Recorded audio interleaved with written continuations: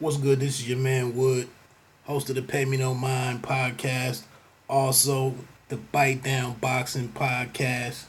And, I'm just sitting here looking at the news today, and this is more of a Bite Down Boxing podcast video. I'm doing both on the same channel. But please subscribe, like, leave a comment. Let's build on some things. But today comes out that Gervonta Davis is arrested for fighting in the street over, and it seems like Deadspin.com is reporting that the incident happened over a $10,000 club bill. The dude is innocent until proven guilty. I'm not even getting into all of that. But reportedly, the article goes by Patrick Redford. This is TMZ Sports, the Baltimore Sun, etc., etc., etc. It's like if you're a boxer and your name ever comes up on TMZ Sports, it's not a good thing. More times than not.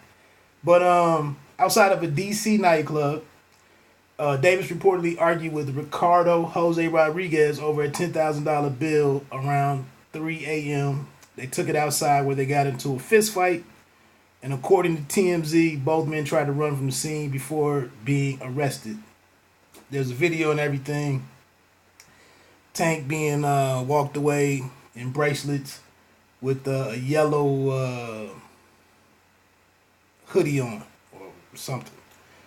But the funny thing was, like, last week after the Davis fight.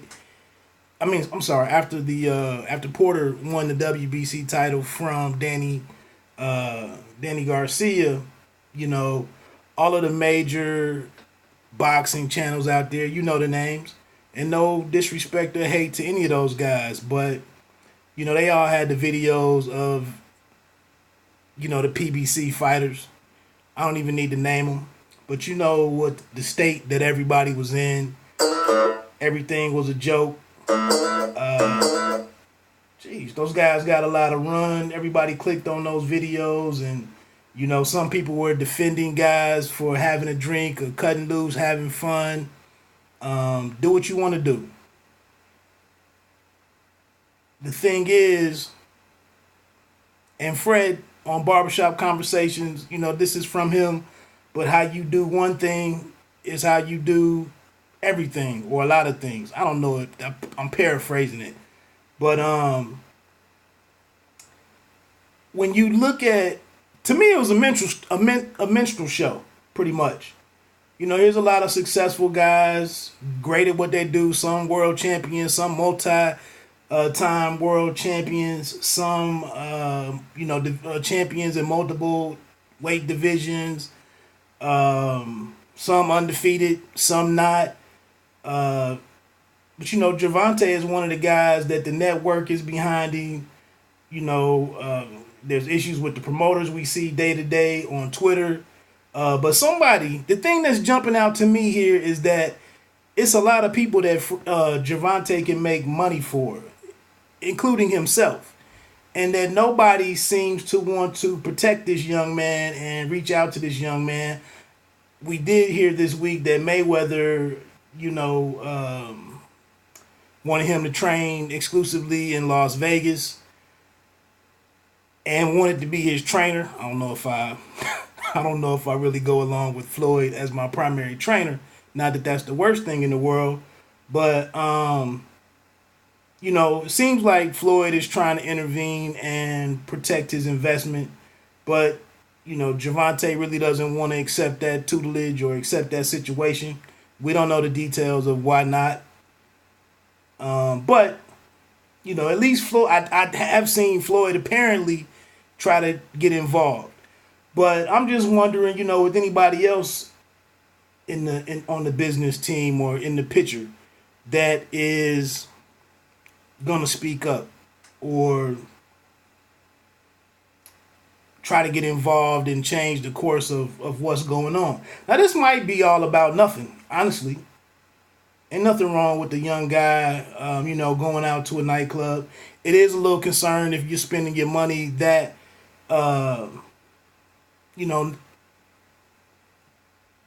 at that level, just on a night out blowing 10K. But maybe I'm assuming that he's got it like that.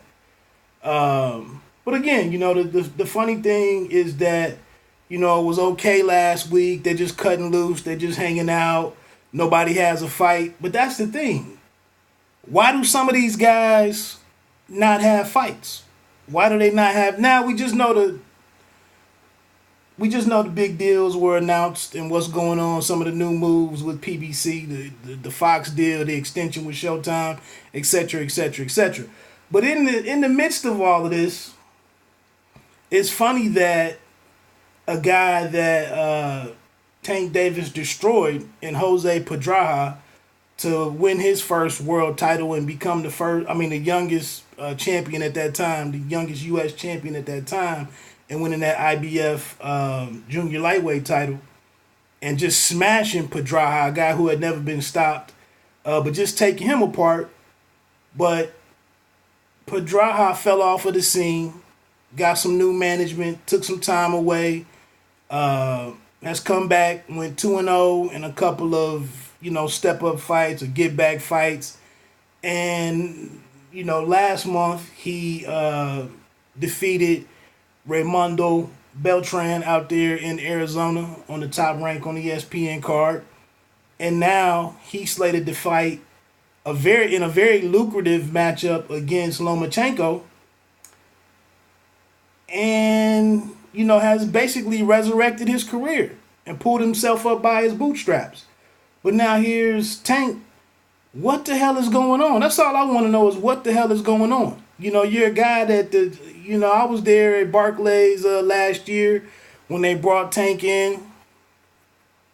I can't remember whose event it was. It might have been Berto and Porter. But they brought him in for a special interview. We asked him some questions. I talked to him briefly. We talked to him on the side, talked to him up at the podium. And there's a lot of excitement around him, but nothing's happening. So, like I said, maybe with some of these new PBC developments, maybe that clears the path for there to be an announcement. But whether it's alcohol related, not alcohol related, I think what's troubling me is that we don't see any individualism or any leadership, self-leadership. Like, what am I don't have to run with the pack. I can do I can do things my way and go in a different direction. But no, it's this herd mentality. And then a week later we get situations like this. One question that I did ask Gervonta, and I might have the audio around here somewhere, but what are your intentions with because right now there's so much money for these fighters to make outside of just boxing. And who's gonna look in and tap into some of this stuff, some of these opportunities. But what do you have going on with Under Armour? And he was talking about a line of clothing, clothing line that was being developed for him. And you have somebody that's interested in you and wants to do something with you and wants to build your brand and raise your brand and do something with your name. And, why aren't you taking advantage of opportunities like that? Why not? You're in the Baltimore area where I believe Under Armour is located. Why aren't you over there getting hands-on with that?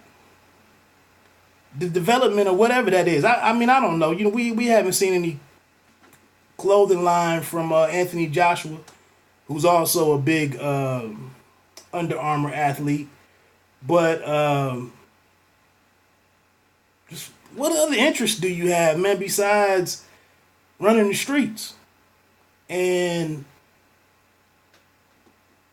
what's going on with your career? Like, how can you have this much talent, but there's no direction for you to go in to cash in on all the hard work that you've put in?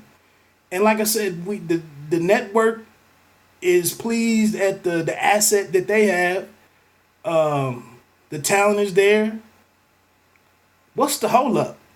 But, the longer that he stays out of the ring, the longer that he stays away from camps, there's the opportunity for incidents like this to occur. And I would just hate to see for the young man to kind of derail, um, what's being put together for him. And, maybe instead of fighting with, his promoter and Floyd Mayweather, maybe you can see where he was at this stage in his career and take some pages out of his book and see how you could apply it to your situation. Because Floyd, however it worked out, he didn't mess up getting to where he got to where things took off for him. So I would just hate for, like I said, a young guy. He's got some charisma. He's excellent in the ring. Um, you know, Last point, we go down here to Clearwater, Florida, I believe, for the Cunningham camp. And now it's like he's back home with his normal team. So that was just a one-off situation to get in with Cunningham, have a great performance against, in my opinion, a questionable opponent, but destroyed the guy and looked great. But you don't have any thoughts to think, well, maybe I should maintain my relationship with Cunningham. Maybe I should go back and do that again. So I don't know, man. We don't get a lot of the details, or you're not plugged in with certain sources. I'm not the guy that sits up and watches all of the other channels on every. Like I said, I didn't watch any of those videos last week of the press conference and the post Garcia Porter fight. With all of the I don't even want to put no label on it, but all of the proceedings. So again, hopefully this is something that could be worked out, and it's not something that hinders Gervonta the next time that we all see Gervonta Tank Davis. I was hoping to get a chance to see the guy in action before the end of 2018. Like I said, there hasn't been any announcement, but I think it's a couple of PBC guys that are tweeting out, fight date coming, and it seems like we're on the cusp of getting some details of what's to happen in the final quarter of 2018 or maybe early 2019. So, hey, it's a big fight weekend. Enjoy. Actually, right now, the Ramirez and Orozco fight is getting ready to come on ESPN. So I'm looking forward to checking that out. Salute to Jamel Herring, getting ready to fight for one of the first belts he's had an opportunity to fight for. And then tomorrow is obviously the big old salute to Franchon Cruz Dezern on winning that super middleweight WBC title last night, beating Cornejo, I believe is her last name. And then obviously tomorrow is the biggest fight on the calendar, which is Canelo versus Triple G, the rematch. So everybody have fun with that. I got I was gonna do a prediction piece. Again, thanks to Rope-A-Dope Radio for texting me to ask what my breakdown was on that fight. But go to bitedownboxing.com. The preview or the prediction piece for the staff, just me and Eric Duran, and then we also have a guest analyst in Karen A. Tate, who you'll see on the PBC.com, PremierBoxingChampions.com, and then she's also on Boxing.com, I believe is another site she writes for. So she, her input is on there on how we see the fight playing out. What else was it? That's pretty much it. So enjoy a big weekend. I've made up my mind that I'm not paying $85. I'm not trying to find some stream and tear my computer up with some virus or something. The theater right down the street, about 5 minutes away, has it for $19.99 or whatever. So I'm going to probably get on here in a minute and reserve my seat.